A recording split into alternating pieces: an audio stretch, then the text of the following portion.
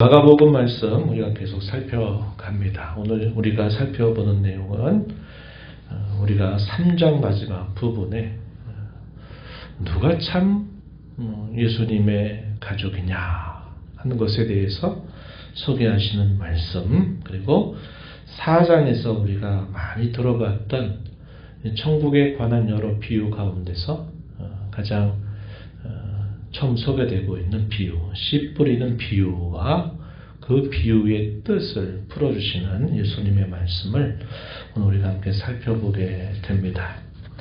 예수님께서 이 땅에 하신 그 사역에 관해서는 복음서 여러 곳에서 정리하고 있는 바 하나님의 나라의 복음을 전하셨다.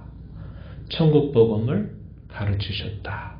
그리고 많은 병자들, 귀신 들린 사람들을 예수님께서 치유하셨다. 이렇게 세 가지의 내용으로 예수님이 하신 이 공생의 사역을 요약해 주고 있습니다. 그래서 이 마가복음에서 예수님의 행적이 아주 짧게 그러면서도 신속하게 전환되고 있는 이런 내용들을 살펴보면서도 우리는 그러한 예수님의 사역의 이 세 가지의 주제들을 항상 염두에 두면서 이 말씀을 우리가 살펴가야겠다는 것입니다. 3장 31절부터 35절 마지막 절 내용에 예수님의 모친과 형제들에 관계된 이야기, 그걸 통해서 예수님은 또 하나 새로운 영적인 이치를 가르쳐 주시는데, 하나님 나라의 새로운 가족들, 그 가족들이 어떤 사람들이냐라는 것을 예수님이 말씀해 주십니다. 하나님의 나라의 복음을 전하고 가르치시고 그 나라의 실제와 능력을 나타내시는 주님은 쉴 새 없이 바쁘셨습니다. 그래서 때로는 식사의 때를 지나가게 될 때도 많으셨고, 또 우리가 잘 아는 바와 같이 예수님은 제자들과 늘 함께 하시면서 예수님이 그 오랜 시간 동안 30여 년 동안 늘 살아왔던 그 집을 드나드시는 경우들이 매우 드물었어요. 거의 없을 정도로 희귀했단 말이죠. 그러다 보니까 이 가족들이 예수님을 찾아다니는 경우들이 많았다는 겁니다. 예수님이 하시는 일에 대하여 이 가족들이 그게 뭔지를 깨닫지 못했을 때 이들의 생각은 어땠을까요? 우리 예수 형님이, 우리 예수 오빠가, 이렇게 말할 수 있겠죠? 다 남동생, 여동생이니까 도대체 뭐에 그렇게 미쳤는지, 집에도 안 들어오고 맨날 바깥에서 있고 또 밥도 때도 못 챙겨 먹고 이러니까 예수님에 대해서 생각하는 것이 미쳤다, 이렇게 생각한 겁니다. 그런 생각을 가지고 예수님을 찾아다니는 이 가족들의 기분이 좋을 리가 없었죠. 사람들이 또 예수님에 대하여 좋은 말을 하는 경우도 있지만 예수님에 대하여 정작 그 사회에 자리 잡고 있는 사람들, 명망 있는 사람들의 반응은 굉장히 안 좋게 반응을 했죠. 당시 종교 지도자들의 반응은 아주 예수님이 하신 이 일에 대해 호의적이지 않았어요. 가족들도 이러한 것들에 대해서는 어느 정도 알고 있었을 것입니다. 그러니 이 예수님을 찾아다니는 것이 그들에게는 괴로운 일이었을 것이다 하는 것입니다. 예수님께서 하나님의 나라의 이치를 말씀하셨어요. 예수님이 귀신 들린 자들을 쫓아내시는 일들에 대해서 종교 지도자들은 그것이 하나님이 했다라고 인정하는 것을 거부하기 위해서 어떤 말을 꾸며냈냐. 귀신들의 왕인 바알세불을 힘입어서 귀신을 쫓아내는 것이다. 이렇게 예수님이 하신 일을 전적으로 모독하는 그런 행동을 취했던 것입니다. 그래서 예수님께서는 그들에게 하나님의 나라가 임했다라는 것은 강하지 않고는, 사탄이 결박하고 있는 것보다 더 강하지 않고는 그 나라가 임할 수 없다. 내가 하나님의 영을 힘입어서 이러한 일을 행하는 것은 하나님의 나라가 사탄보다 더 강한 그 하나님의 강력한 나라가 너에게 임한 것이다. 이렇게 말씀을 하시면서 모든 죄는 다 용서를 받을 수 있지만 하나님의 영을 모독하고 신성을 모독하는 이 죄는 결코 용서받지 못한다. 그런 말씀을 하시는 겁니다. 이게 우리가 지난번 읽었던 3장 바로 앞에 있었던 이야기였어요. 예수님께서 이제 계속 그 하나님의 나라의 일들을 말씀하시게 되니까 이 예수님의 가족과 제자들이, 동생들이 바깥에 와서 또 예수님을 미쳐 살고 있는 그 예수님을 찾아온 겁니다. 무리가 알려줘요. 예수님, 당신을 찾는 어머니와 동생들이 바깥에서 기다리고 있습니다. 이렇게 말합니다. 그랬더니 예수님이 대뜸 뭐라고 말씀하시냐면 그러냐 이렇게 말씀하실 법도 한데 그렇게 말씀하시지 않고 대뜸 뭐라고 말씀하세요? 누가 내 어머니고 누가 내 동생들이냐 이렇게 반문을 하십니다. 그러시면서 예수님께서 하시는 말씀이 그 앉아있는 무리들, 예수님에 비해서 나이가 많았던 사람도 있고 예수님과 거의 비슷한 나이의 사람도 있고 어린 사람도 있었는데 그 무리들을 쭉 둘러보시면서 바로 하나님의 뜻대로 행하는 사람이 나의 어머니고 나의 동생들이다 이렇게 말씀을 하신 겁니다. 이것도 당시 사람들에게 있어서는 굉장히 충격적인 말씀을 하신 것이고 바깥에서 이 예수님을 찾고 있는 실제 혈연적인 가족들이 봤을 때는 상당히 기분 속상한 이야기를 예수님이 하신 것이다 하는 것을 우리가 알게 되죠. 그래서 예수님이 이 사건을 통해서 그들에게 분명하게 말씀하셨어요. 하나님의 나라에 살아가는 그 사람들은 바로 하나님의 뜻대로 행하는 그런 사람들이 가족이 돼서 살아가는 그런 나라다 하는 이 영적인 이치를 말씀하시게 된 겁니다. 이것은 혈연관계를 부정한 말씀으로 우리가 이해할 말씀이 아니라 우리가 이 땅에서 맺는 혈연관계를 하나의 바탕으로 삼아서 예수님은 하나님 나라에서 이루어지는 새로운 가족관계를 이 이야기를 통해서 분명히 말씀하신 것이다 하는 것을 보게 됩니다. 우리가 조금 전에 드렸던 찬송 219장 제가 그래서 이 찬송을 선별을 했어요.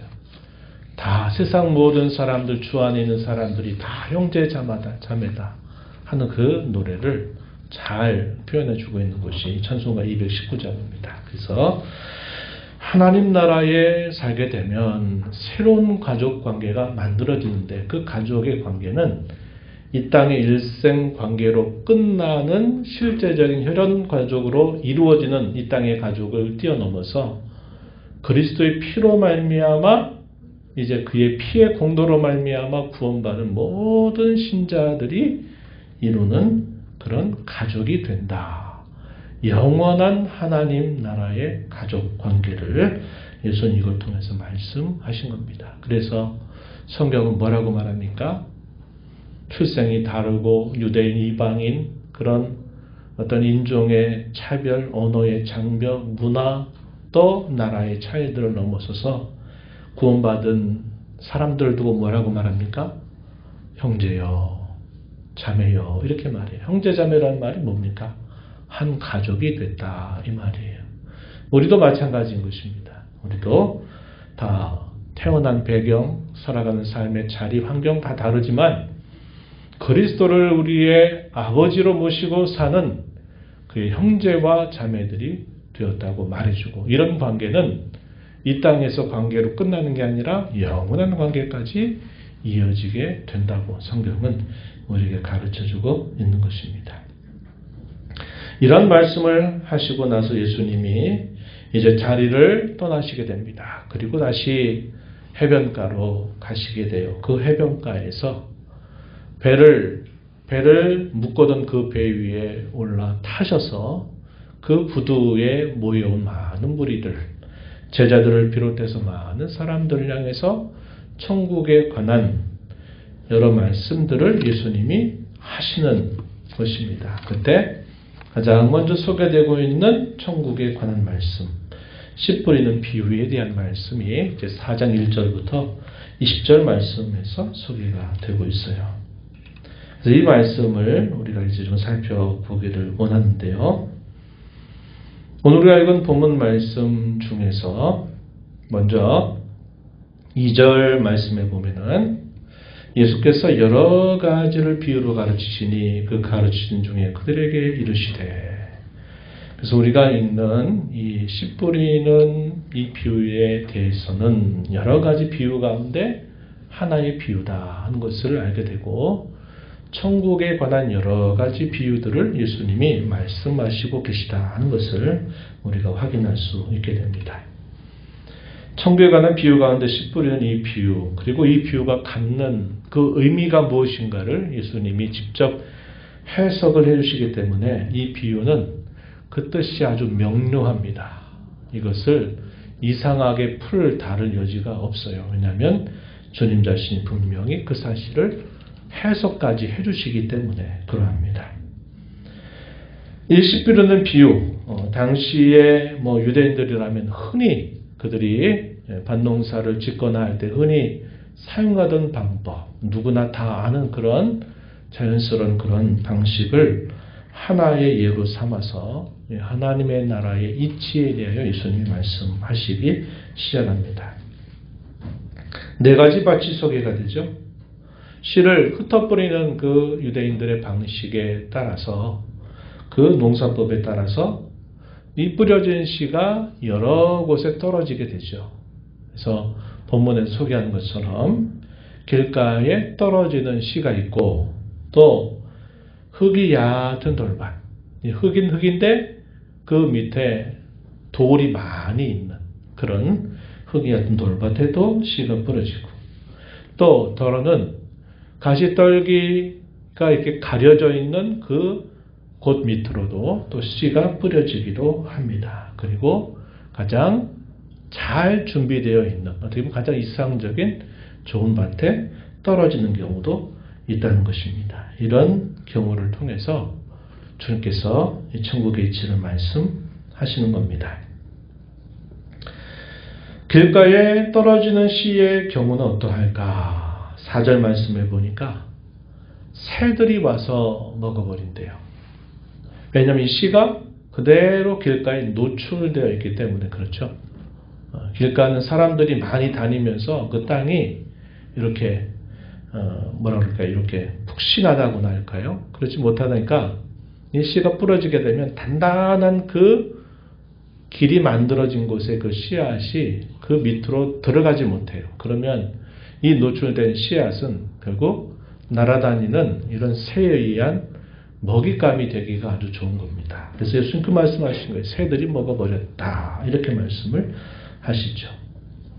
이 말씀에 대한 예수님의 해석은 15절에 표현됩니다. 말씀을 들었는데 그 말씀을 사탄이 그 말씀을 빼앗아 가버렸다. 이렇게 말씀하셨어요. 이해하는 게 어려움이 전혀 없어요. 그죠? 두 번째 경우 소개하시는 밭의 경우는 흙이 얕은 돌밭입니다. 이 흙이 얕은 돌밭에 씨가 떨어질 때 어떤 일이 생기는가? 흙이 있으니까 그 씨앗이 들어가긴 하는데 그 씨앗이 그 안에 있는 많은 돌멩이들로 인해서 이 씨앗의 뿌리가 깊이 들어가질 못해요. 틈바구니 속을 이렇게 뚫고 들어가기가 굉장히 어려운 것입니다. 뿌리가 길지 못해요. 그래서 해가 돋게 되고 이 돋는 해가 강렬하게 내리쬐게 되면 이 뿌리가 깊이 땅에 있어서 양분을 빨아들여야 되는데 뿌리가 얇으니까 양분을 빨아들이지 못해서 결국 그 돋는 해에 의해서 말라 비틀어져 버리게 된다 하는 것을 말씀하십니다. 본문 5절과 6절 예수님 그렇게 말씀하셨어요. 여기서 우리가 좀 확인하게 되는 특별한 점 중에 하나는 뿌려진 씨가 자라기 위해서는 반드시 해가 필요하죠. 해가 없으면 안 돼요. 식물의 3요소라고 그럴까? 옛날에 배웠던 기억이 있어요. 뭐가 있었어요? 물과 햇빛과 공기. 이산화탄소는 너무 구체적인 얘기고, 물과 햇빛과 공기가 이 3요소가 갖춰져야 자란단 말이에요. 그래서 햇빛은 결정적이에요. 그죠? 그런데 이 뿌리가 깊게 내리지 못하는 씨앗은 햇빛이 필요한데 오히려 그 햇빛 때문에 뿌리가 말라가지고 결국 죽게 되는 그런 일이 생긴다는 겁니다. 예수님께서 이 부분에 대해서 16절, 17절 말씀에서 해석해 주셨어요. 뭐라고 해석하십니까? 처음에는 하나님의 말씀을 기쁨으로 받아서 즐거워하는데 이 말씀의 뿌리가 깊지 못하게 되니까 환난과 핍박이 닥치게 될 때 결국 그것 때문에 걸려 넘어지게 된다. 이렇게 말씀을 하셨어요. 해를 어디에다가 해를 가지고 뭘 설명하신 거예요? 환난과 핍박이다. 이렇게 말씀하셨어요. 이걸 통해 우리가 깨닫는 것 필요하죠. 그게 뭡니까?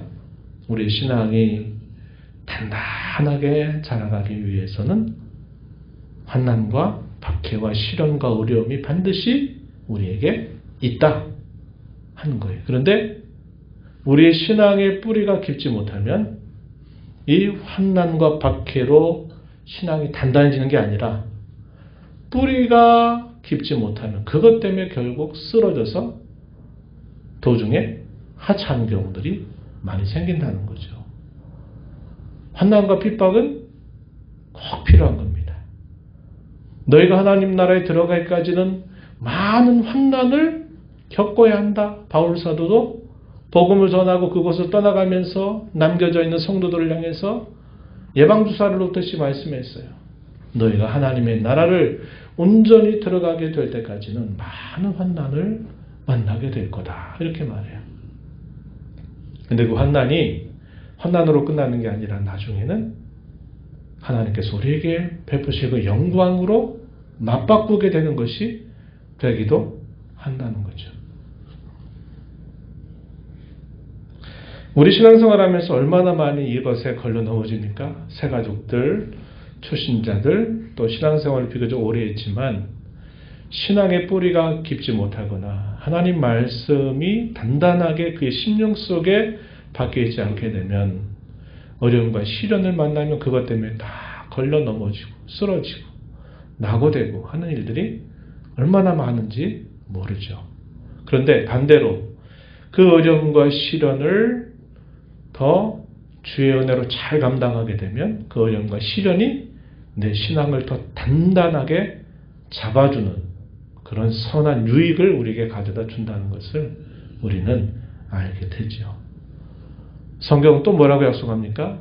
우리에게 감당치 못할 시험당함은 하나님 허락지 아니하신다. 우리가 시험당할 쯤에 감당할 능력을 주시거나 피할 길을 예비하신다. 고린도전서 10장 13절 말씀에서 그렇게 말씀하고 있는 거죠.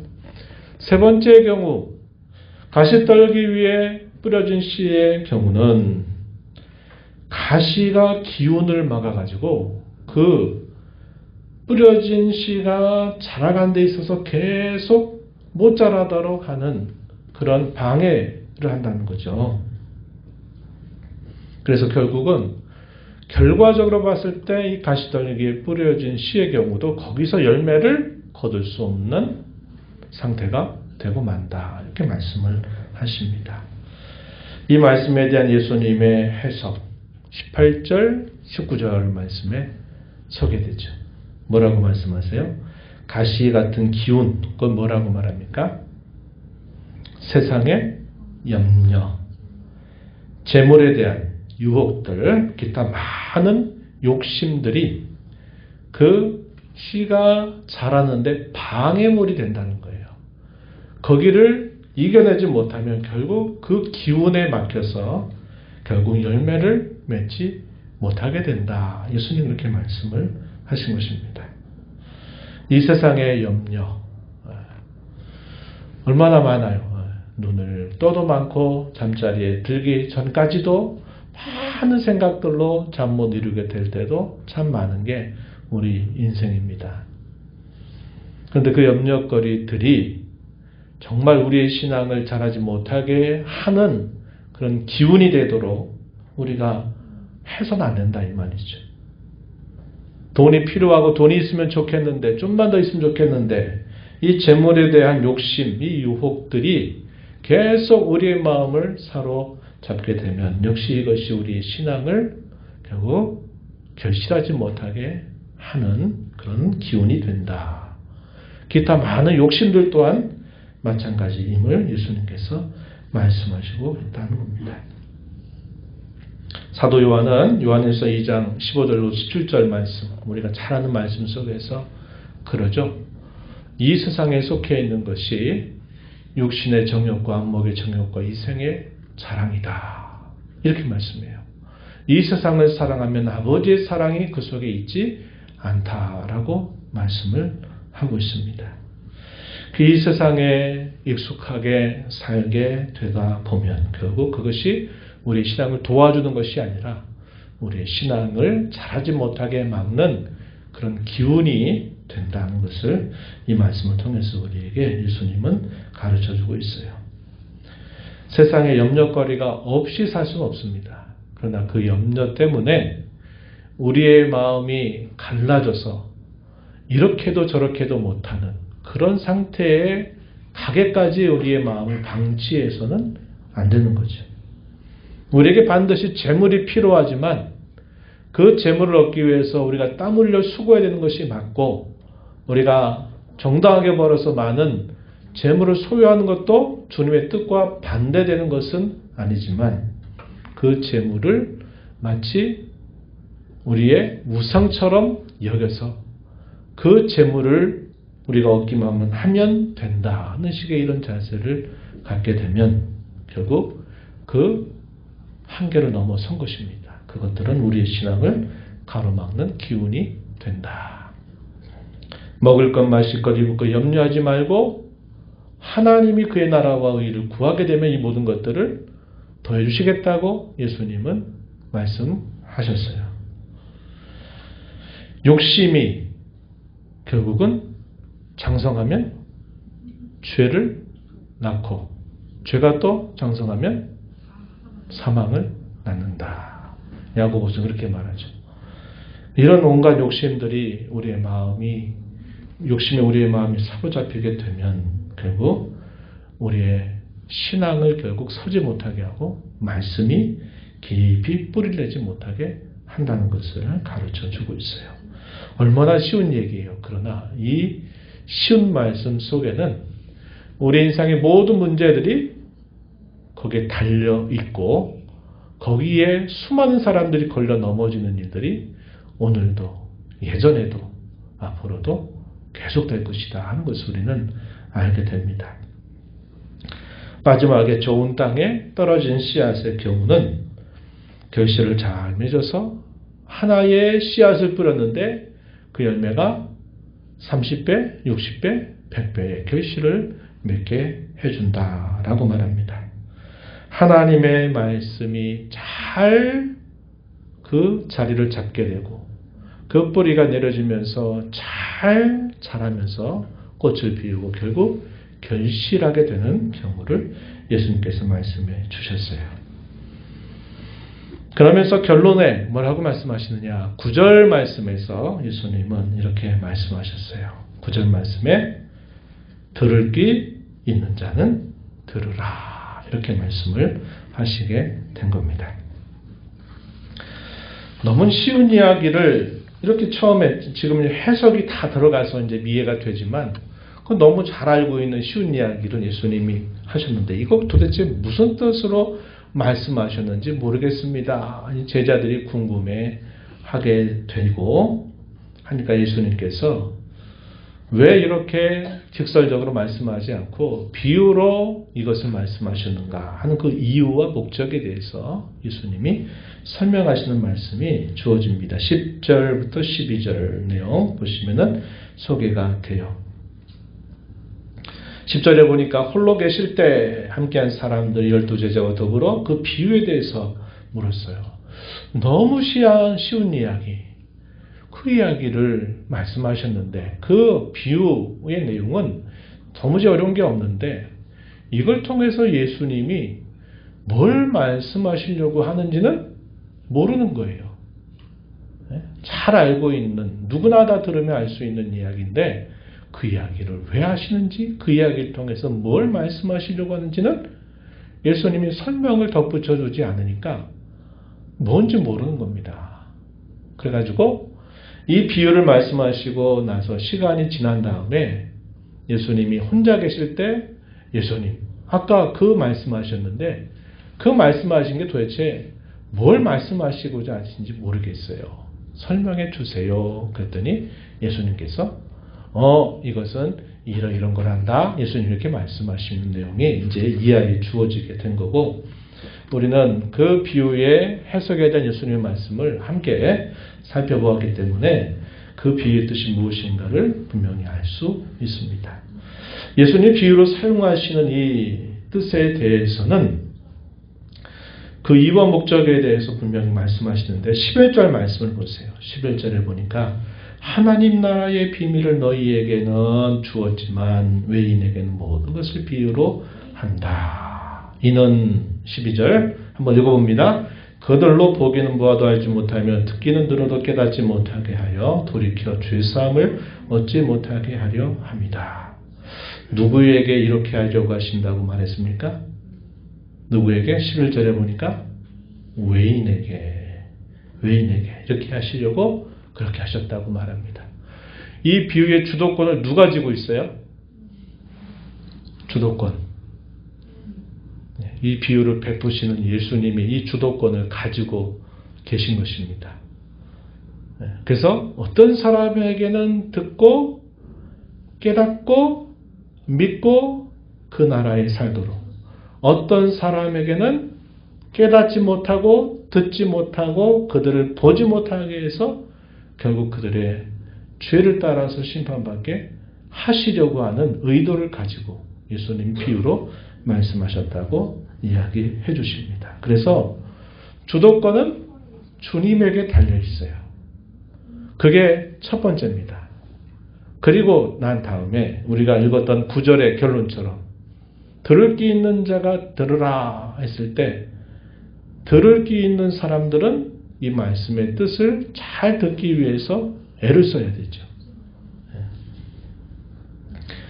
예수님이 인용하신 이 말씀은 우리가 잘 아는 이사야서 6장 19절 20절 말씀을 인용하신 말씀입니다. 이사야 선지자가 우시야 왕이 죽던 해에 부름을 받아서 세상의 군주는 사라져 가던 그 해에 진정한 살아계신 하늘의 군주가 계시다는 것을 하나님의 성전 환상을 통해서 혹은 보좌 환상을 통해서 하나님은 여전히 살아계시구나 하는 것을 보여주시죠. 그러면서 누가 우리를 위하여 갈고 우리가 누구를 보낼까 할 때 이사야 선지자가 주님 제가 여기 있습니다. 나를 보내십시오. 이렇게 응답하죠. 그때 이사야 선지자에게 하셨던 말씀이 바로 이 19절, 20절에 있는 말씀이에요. 뭐라고 소개되냐면 여호와께서 이르시되 가서 이 백성에게 이르기를 너희가 듣기는 들어도 깨닫지 못할 것이요 보기는 보아도 알지 못하리라 하여 이 백성의 마음을 둔하게 하며 그들의 귀가 막히고 그들의 눈이 감기게 하라. 염려하건대 그들이 눈으로 보고 듣고 귀로 듣고 마음으로 깨닫고 다시 돌아와 고침을 받을까 하노라. 이렇게 말씀을 하셨습니다. 왜 이런 말씀을 하셨을까? 좀 그 말씀 자체로 봤을 때는 좀 어렵습니다. 근데 이제 여기에서 우리가 고려해야 될 그 상황이 어떤 상황이냐면 이스라엘 선지자를 부르게 되는 때는 이제 유다의 말기입니다. 유다의 말기에 해당이 되고 유다 나라가 계속 그 왕국의 역사를 거듭해 가면서 다윗이 하나님 앞에 행했던 이 다윗의 길이 선명하게 제시가 됐음에도 불구하고 유다의 왕조가 결국 북쪽 이스라엘 나라와 더불어서 이 다윗의 길로 행하는 게 아니라 북이스라엘 나라는 이 이스라엘의 초대 왕이었던 여로보암이 만들어 놓은 그 길을 따라서 잘못 끼어든 첫 단추를 계속 어긋나게 끼는 일들을 하게 되고, 유다 나라도 시간적인 차이가 있긴 하지만 결국은 그 가나안 땅, 그 약속의 땅 안에 거주하고 있었던 이방의 신들, 그 주변의 이방의 종교의 관습을 따라서 계속 혼합되어 가고 물들어가게 되면서 왕으로부터 백성에 이르기까지 아주 종교적인, 윤리적인, 도덕적인 부패가 성행하게 되는 그때에 이사야 선지자가 부름을 받게 된 겁니다. 그래서 왜 이러한 말씀을 하시느냐. 그들이 도무지 그들 스스로 회복이 불가능한 영적인 상태까지 이르러 있는 영적인 파탄지경에 빠져 있는 그 백성들을 향해서 하나님이 징계를 통하여 그 백성들을 새롭게 하실 때까지는 그들의 영적인 무리 상태로 그대로 내버려 두겠다고 하시는 말씀이 바로 이사야서 6장 19절 20절의 이 말씀이 됩니다. 이 말씀을 예수님은 적극적으로 인용하셔서 하나님 나라의 비밀이 들려 깨닫게 되는 자가 있고 이 하나님 나라의 비밀이 여전히 닫혀버리는 자들이 있다 하는 그런 말씀으로 이 말씀을 설명하시게 된 겁니다. 이 말씀을 통해서 몇 가지 생각을 좀 해보고 정리하도록 할게요. 하나님 나라의 비밀, 아까 얘기했습니다. 주도권이 누구에게 있다고요? 주님에게 달려있어요. 그 말은 주님이 열어주셔야만 그 비밀을 깨닫게 된다는 겁니다. 그렇지 않는 한 그 비밀은 여전히 감추어져 있다는 사실들을 알게 되죠. 하나님의 나라의 비밀, 우리에게는 너무나도 확고한 사실로 자리 잡게 되지만 또 수없이 많은 사람들은 이 하나님 나라의 비밀에 관해서는 아무것도 알지 못한 채 살아가고 있습니다. 이 하나님의 나라의 비밀을 알게 된 것하고 저와 여러분들, 이것이 우리의 모든 주도권을 쥐고 계신 주님이 저와 여러분에게 이 사실을 깨닫게 하셔서 우리가 그 하나님 나라의 비밀을 붙들고 오늘을 살아가고 있다는 사실에 대하여 우리는 무엇보다 이 은혜에 대한 감사 잊지 말아야 하겠다는 것이고요. 이 하나님의 나라는 영적인 실체로서 임해 있었습니다. 당시 이스라엘 자손들의 기대는 하나님의 나라는 어떻게 임할 줄로 생각했습니까? 물리적이고 실제적으로 임하는 하나님의 나라를 꿈꿨어요. 그러나 예수님이 말씀하신 하나님의 나라는 그런 물리적이고 실제적인 하나님의 나라가 아니라 영적인 하나님의 나라임을 말씀하셨어요. 그러다 보니까 이스라엘 백성들의 기대와 많이 달랐던 것이죠. 영적인 실제로서 임한 하나님의 나라, 오늘도 저와 여러분 가운데 계속되고 있는 나라입니다. 이 하나님의 나라가 장차 분명한 실체로서 드러나고 완성될 소망을 우리에게 말씀하고 있다는 거예요. 우리가 그런 소망을 가지고 살아야 합니다. 지금 영적인 실체 우리 가운데 이미 와 있고 우리가 그 나라에 살고 있어서 그 나라에 살고 있는 우리 자신도 그것을 까맣게 잊고 살 때가 너무 많아요.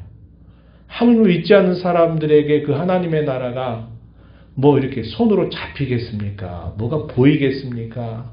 그게 뭐가 깨닫게 되겠습니까? 뜬구름 잡는 얘기고 허황된 얘기에 지나지 않겠죠. 그러나 하나님의 나라는 이미 우리에게 영적으로 이미 임했다 하는 사실도 우리가 기억하고 그 영적으로 임한 하나님의 나라는 장차 분명히 보이는 실체로서 드러나고 완성될 것을 우리에게 약속하고 있습니다. 그 소망을 우리가 오늘도 붙들고 오늘의 현실적인 삶에서 우리는 하나님의 나라를 보아야 되고 그 나라를 살아가야 되고 그 나라를 드러내면서 사는 책임을 감당하면서 살아가야 된다는 겁니다. 근데 말씀드렸듯이 우리 자신도 그 나라를 보지 못하면 늘 어디가 그런 삶을 살겠어요.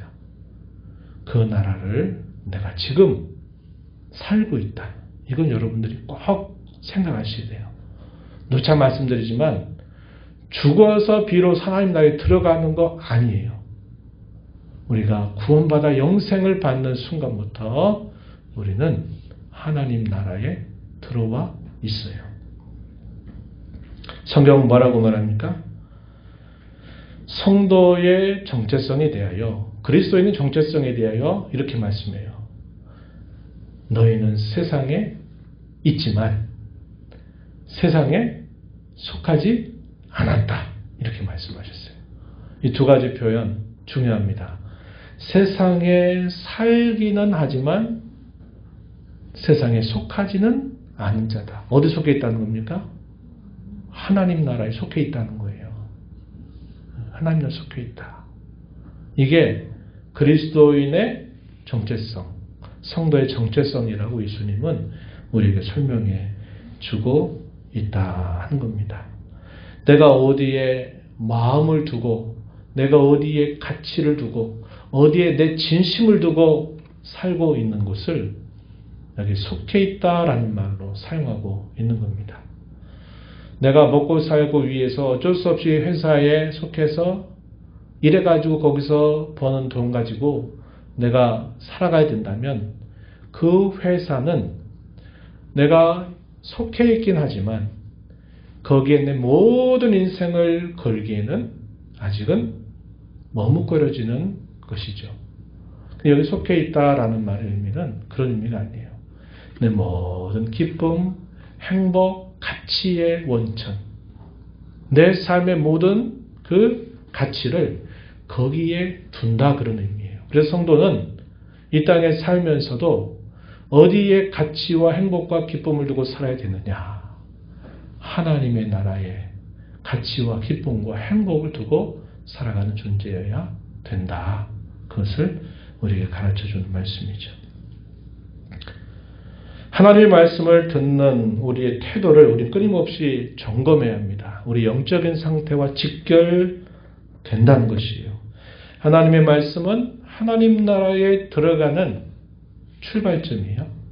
맞죠? 씨를 뿌리는 비유를 통해서 하나님 나라를 어떻게 소유하게 되느냐.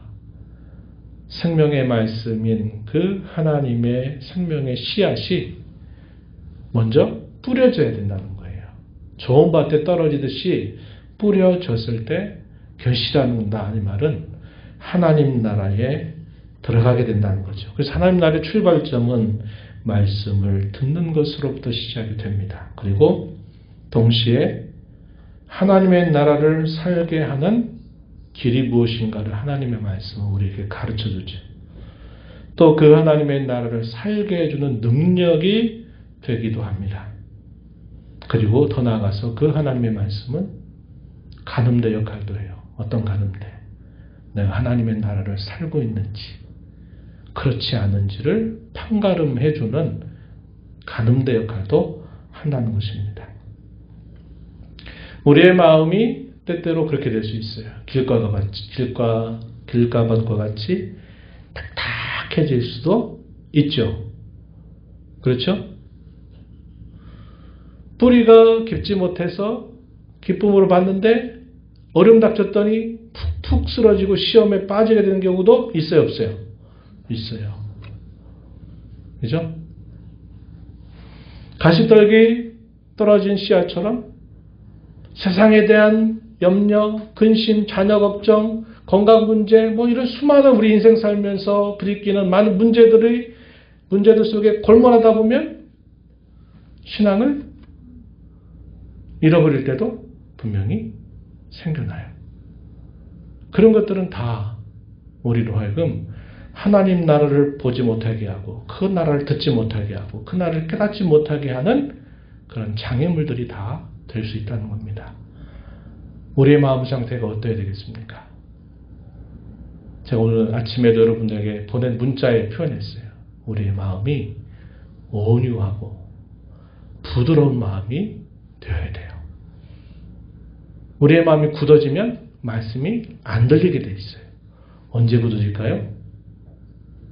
죄를 범하게 될 때 마음이 굳어집니다. 죄를 범하면 우리의 마음이 굳어져요. 빨리 그 죄를 처리하지 않으면 우리의 마음이 굳어진 상태로 말씀 듣고 예배 보세요. 감격이 없어요.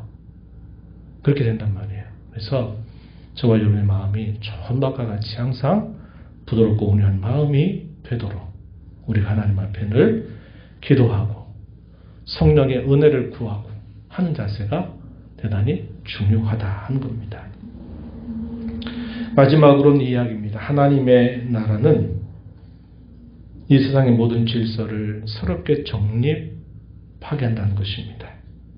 이것이 성경이 가르치는 바예요.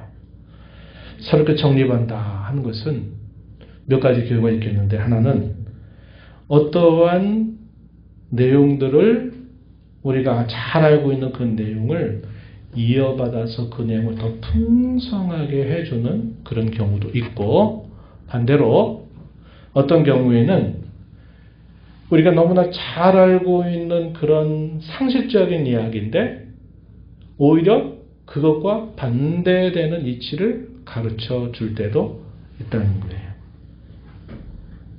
그런 경우들이 많이 있어요. 우리가 하나님의 나라를 이 세상에 우리가 살아가면서 익숙한 것들과 비교했을 때 어떤 것들은 마치 오늘 우리가 비유처럼 씨를 뿌리는 그 이야기, 너무나 잘 알고 있는 이야기인데 그 이야기를 통해서 뭘 이야기합니까?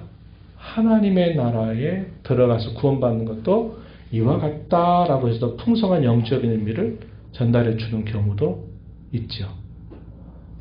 그러나 이런 경우도 있어요. 세상에서 돈 잘 벌고 건강하고 문제없고 모든 게 다 형통해야만 우리가 그게 진짜 삶답게 사는 것이다 라고 말하는 일에 대해서는 하나님의 나라는 뭘 가르쳐요? 오히려 반대의 경우를 가르쳐요.